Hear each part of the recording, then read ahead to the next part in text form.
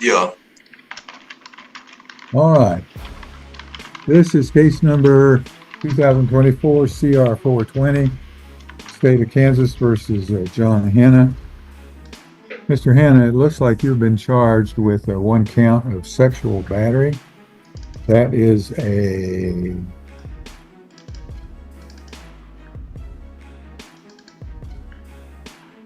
that's a Class A misdemeanor. That can carry up to a year in the county jail and a fine of up to $2,500. So let's talk about how you might want to handle your case. This is just the time just to let you know what your charges are. Did you get a copy of the charges against you? Of course not. I haven't even been found guilty on the sanction, the write-up while I'm in here. Well, of course you're not going to be found guilty yet. But I mean, I don't mean to interrupt you, but that's the procedure. And I mean, we could talk to the Department of Justice about the jurisdiction of the case as well. We can take it to that extent, but you can go ahead and continue. I would like to challenge the jurisdiction on the charge. I want to state that for the records as well. Will you continue? My apology. Hey, everyone, welcome back. Today, we're heading to Kansas, where two individuals claiming to be sovereign citizens took their case to court, only to be met by judges who weren't swayed by their bold claims. Let's dive into how it all unfolded. And you can start off with the sovereign citizen crap about jurisdiction and everything else if you want to.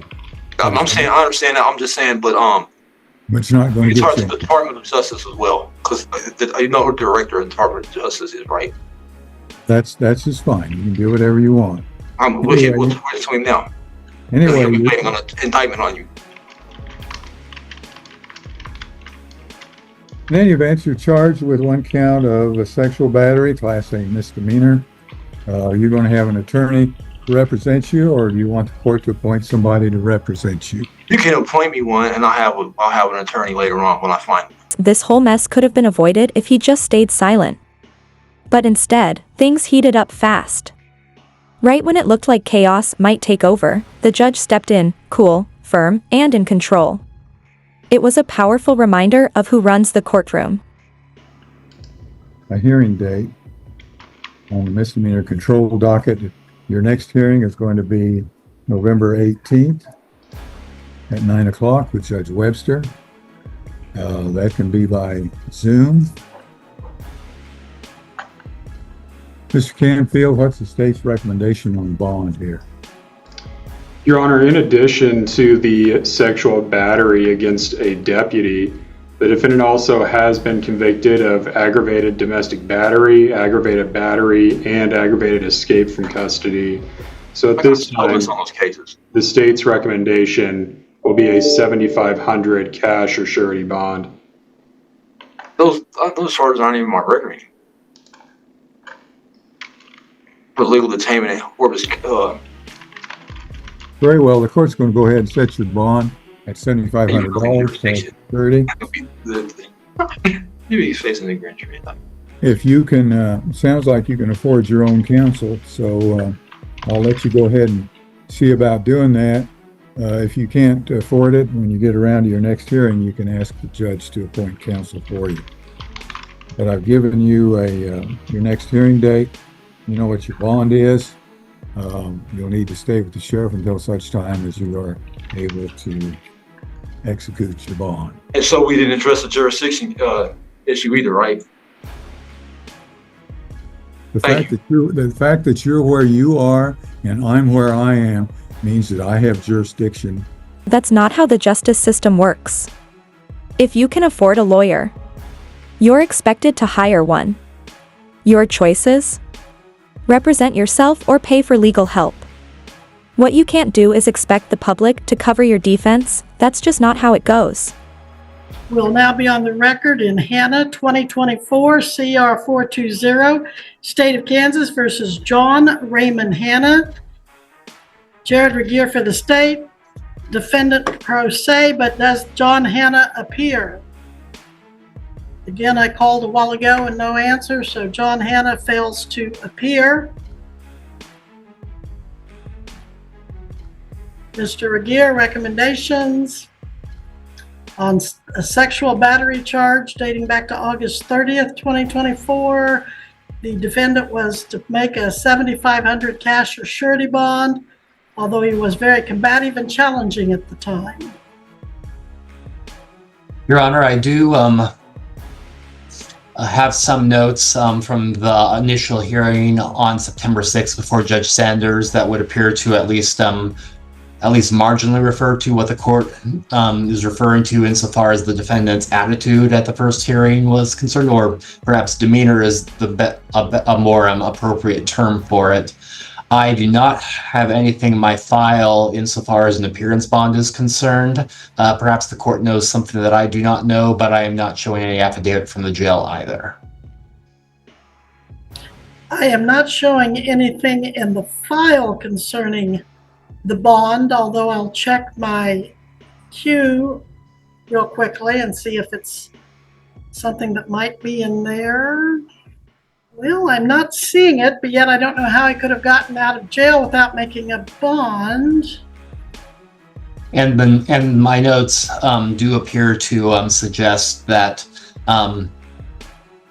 that the defendant did appear in custody. To cut it to the quick, Your Honor, the state will be recommending, based off of the amount of the bond and the charges before the court, at the very least $15,000 cashier surety or no bond hold, depending on which way the court determines is appropriate. The state would also defer to the court as to whether a bench warrant or a bench bond forfeiture should be the court's order at this time.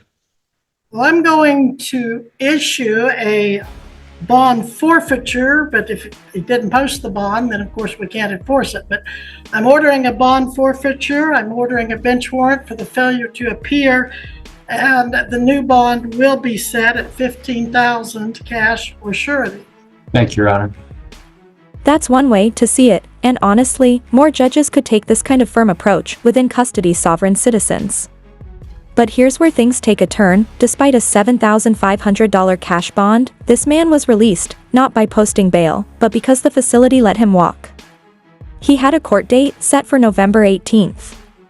The catch? He claims the court holds no authority over him. So, what do you think? Did he actually show up? We are on the record in 2024 TR 617. Sir, you may need to scoot over a little bit to be picked up by that microphone. I'm not sure, but sometimes you have to be in the middle with it. Mary Ann Shirley appears for the state. Are you Abel Estrada Jr., sir? Yes, if I may, can I make a statement? No, not yet. Okay, sir, you are charged in count 1 with on or about the 21st day of August, 2024 in Greenwood County, state of Kansas. Then and there, contrary to the statutes of the state of Kansas, unlawfully operating a vehicle, to wit, a 2011 GMC Acadia, upon a highway which does not have the signed license plate. I think they mean that the vehicle didn't, not the highway. But your vehicle did not have the assigned license plate properly affixed to the rear of the vehicle, showing the current registered year. And this is an unclassified misdemeanor. It is punishable by up to $2,500 in fines and a possible sentence of up to 6 months, 30 days minimum, up to 6 months, although probation is usually granted. Now, sir, did I not just have you in municipal court recently on the same charge? Yes, and I don't understand why am I seen again, because that would be double jeopardy. I'm saying for the same. Well, sir, you haven't been tried on it. You I have, had a first appearance on it, and I have, apparently the city prosecutor must have dismissed it and refiled it over here for whatever reason I know not. At least the court is stepping in. A bench warrant has been issued. And his bond has been increased, which sounds like a smart move.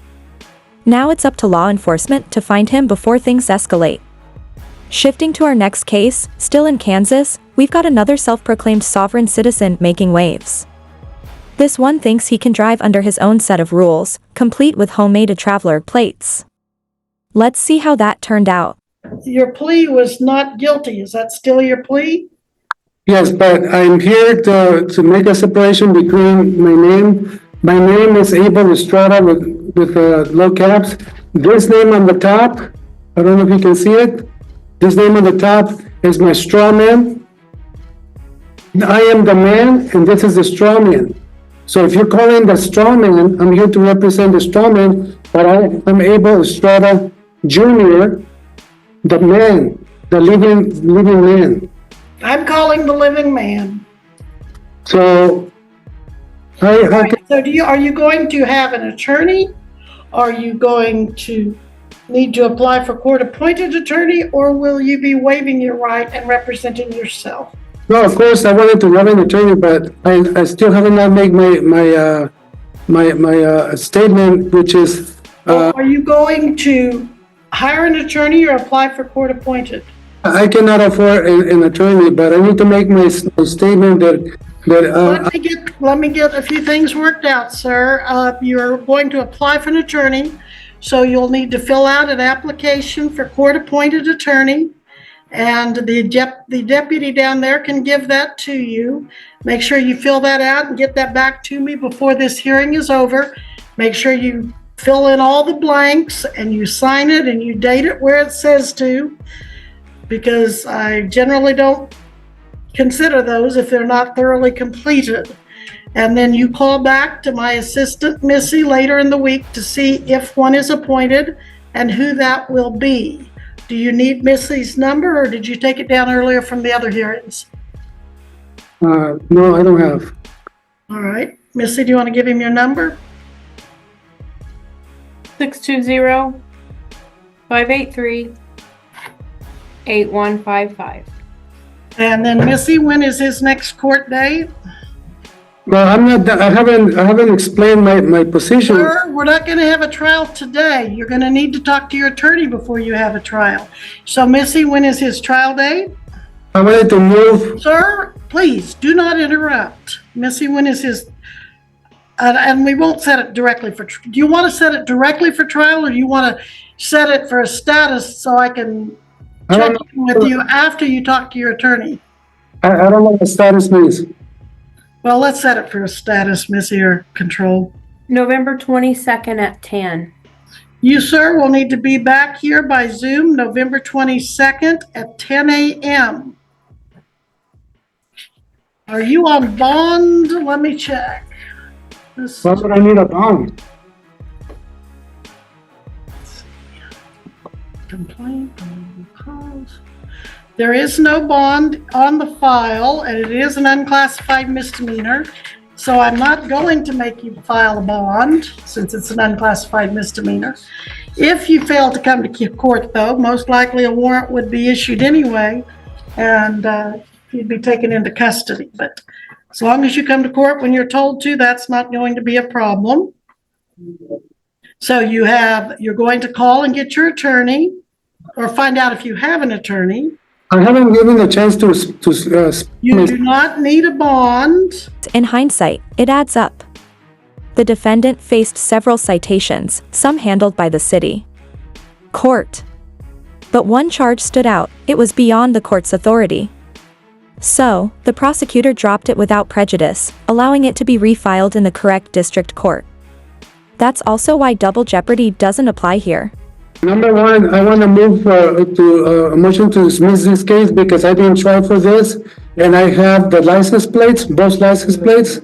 I was not driving anything unlawful or illegal. I'm living in the private. I'm driving in the private, and so I want to move for dismissal with extreme prejudice. And also, I want to make sure that you understand that I want to keep all my constitutional rights. So far, my constitutional rights are being trampled over right now by yourself because you're not giving the chance to speak.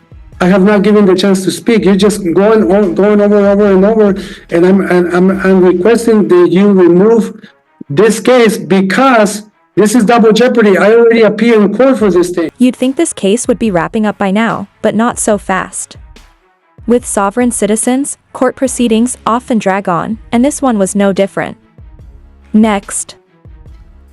I already suffered the court. I have not been given the opportunity to explain myself. I want to keep my rights, and I haven't been able to keep my rights.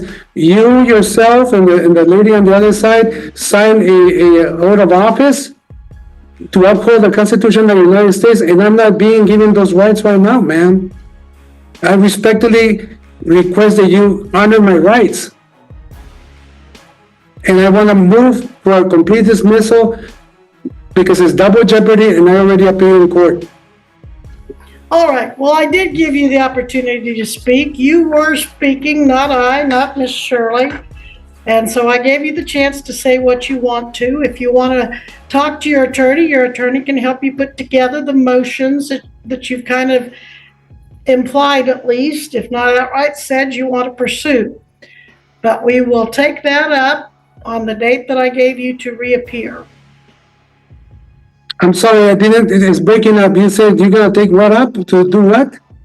I can take up any motions that you want to file at a later date. With the next court date, we can revisit any motions or visit any motions you want me to consider.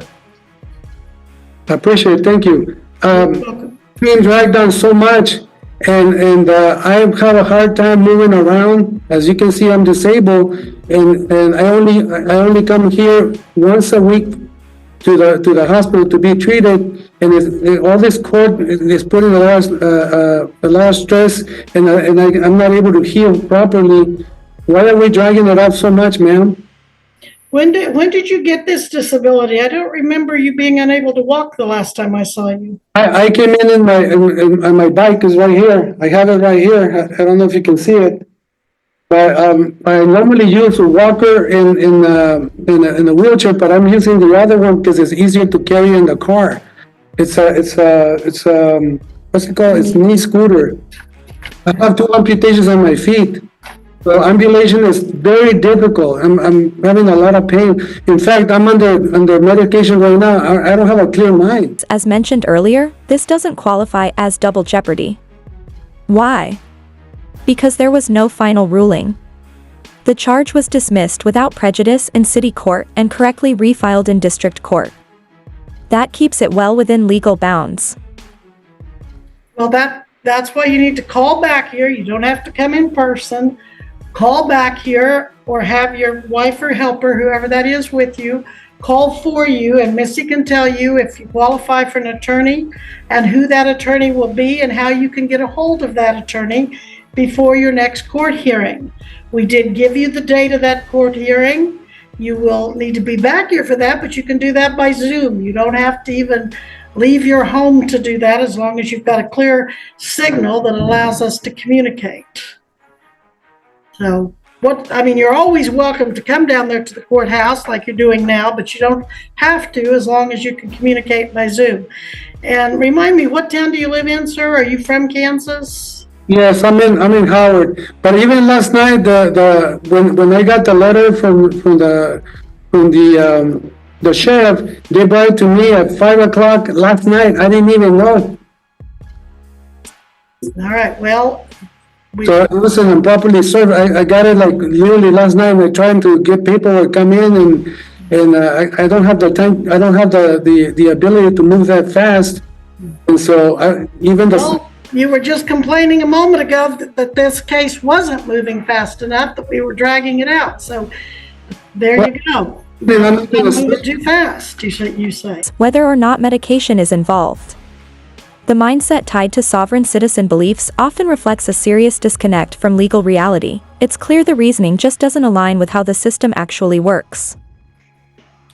Your Honor, Mr. Estrada filed pro se, I do believe. I know it was pro se filing. Well, I do notice he's taken a number of filings in his own right without going through counsel. Mr. Estrada, you come back to my recollection, we've met in city court, correct? Yes. And now this is that tag and suspended license. No, No, It's a tag issue, Your Honor. Just the tag, Your Honor. All right. I believe Mr. Paul's requesting to withdraw based upon the essentially sovereign type citizen claim followed by Mr. Abel. Well, And Mr. Estrada, excuse me. And also, there's been a total breakdown in communications, Judge. He files his own motions. I cannot represent him. he's okay. All right, Mr. Estrada, you were appointed an attorney. Apparently at one point you wanted one, or maybe we gave you one and you didn't want one. no, that's not it. Excuse me? I'm sorry, that's not it. He's not, Richard Paul is not seeking my interest, and I put everything in an affidavit. He's not representing me. He's actually judging me before, he's judging me before I even go into court. He's not listening to my paperwork, so he decided he doesn't want to represent me. So I still need to be represented. It wasn't thrown out for good, that was dismissed without prejudice because the original court lacked jurisdiction. The case was then refiled in the right court with proper authority. Judge Webster set a new date and appointed a public defender. Now here's the real question. How do you think that played out? So you two have already met Mr. Estrada, right? The good news was he got it dismissed for you in city court, but the bad news is for you, it's back in district court. All right, so do you agree, Mr. McClendon, that we ought to just set it for bench trial, or maybe, or do you, what do you want? We can set for bench trial, Judge. I'm familiar enough with the case. Okay. He has filed some pro se motions. Okay, Missy, give me a trial date, please. We can resolve those motions at trial, Your Honor. Sure. I just want to let Mr. McClendon know. How about January 3rd at 11? January 3rd at 11.